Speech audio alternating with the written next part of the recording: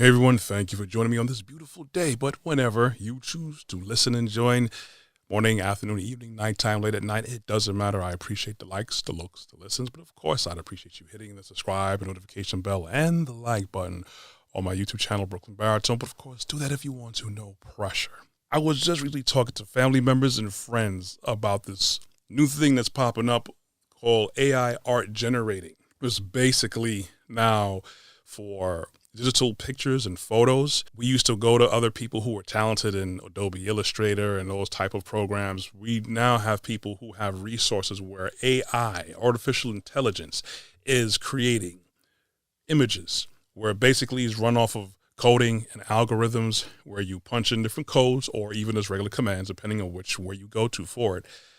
Say you want a bird and a bird flying in the background with clouds or whatever it is. It generates different results.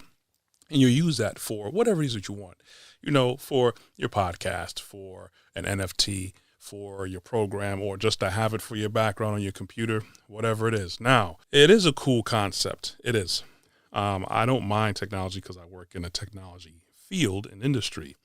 At the same time, I've had some automatic opinions and concerns, which of course I'm going to share with you right now. I'm all for having new services to reinforce what's there already, to reinforce creativity. That's what I see it as a definite tool for that. And if you want to, there's a lot of websites out there that provide these services here for you. Whereas the most popular ones I'll run off is Night Cafe, DALL-E 2, and Art Breeder.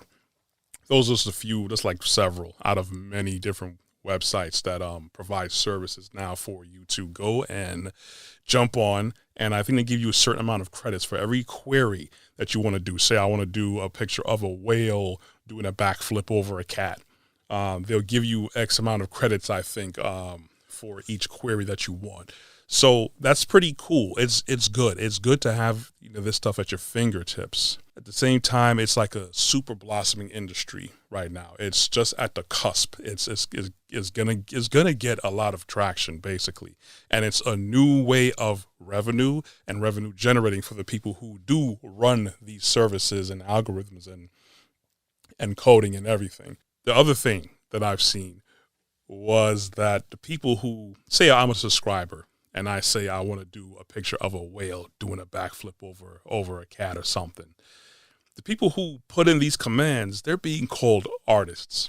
That's not an artist. And I understand, I was talking with my good friend Michael Hurdle from Michael Hurdle Productions. He was saying that, hey, you can't tell those people that because they're going to get on you, man. They're going to get angry. We are artists. That's not the definition of an artist. Artist is someone who actually does a craft tangible with their own hands or their own, something with your own body. You're actually producing something, whether it be music, whether it be acting, painting, drawing, whatever it is. You're not doing the work. The computer's doing the work. The algorithm is doing the work. The AI is doing the work. You're just basically showing it, pointing it in a certain direction that you want. Now, you could, of course, get some kind of credit, but you are not an artist. I don't care who comes from me. The computer's doing the work. The AI is doing the work. The algorithm's doing the work. Have we gotten to the point where we just rely on automation so much we're so willing to remove the human aspect from everything that we do? Why are we so much in a rush to dehumanize everything? I get it. Automation makes things better and easier and more efficient. Do not get me wrong, but it has its place. I had an old podcast where I talked about this specific thing. Why are we so much in a rush to praise and jump on a bandwagon of every shiny new object that we see in front of us instead of looking at the big picture? And the bigger picture is, what about the people who are like on Fiverr?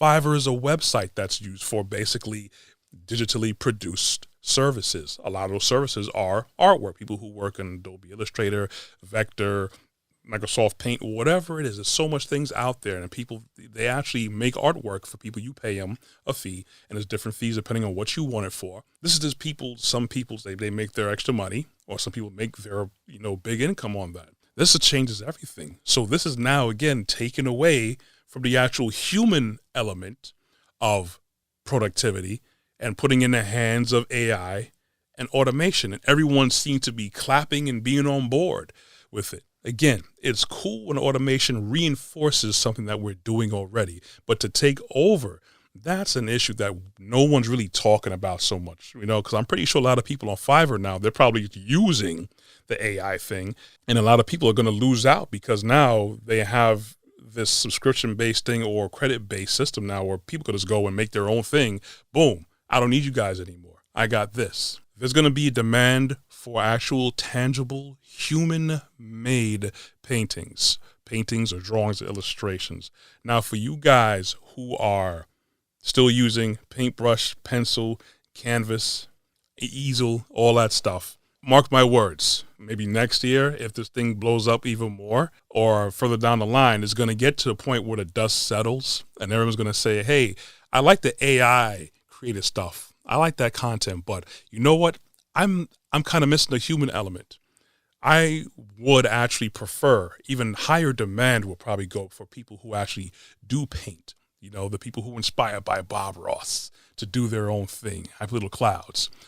Cool, AI is doing it, but the human element is missing. And I don't know why we're always so willing to displace people from industries and areas of skill sets, of certain skill sets. So we just want to go hand over everything. It's like my boy Michael Hurdle said.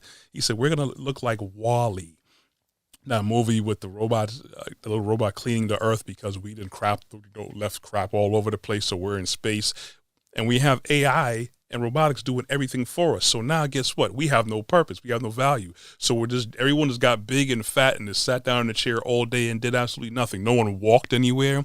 No one was creative about anything. No one built anything. That was it. That is not the cusp of human existence. We were made from a creator. We were made with an image and a purpose. We can't forget that, but we keep trading off our human element for a new shiny trinket, and that's terrible. So there's some serious dehumanization that's going on. Again, I'm not anti-tech. I'm in the tech industry, but I believe it has a proper place and purpose, not to take over everything. Anyway, that's all I got. You want to catch more of my content and check out my merchandise too on my website, Brooklyn Baritone. You could also check more of my video content on my YouTube channel, Brooklyn Baritone, as well. I'm also on LinkedIn under Corey Ashley. You could I'm also on Instagram and on Facebook.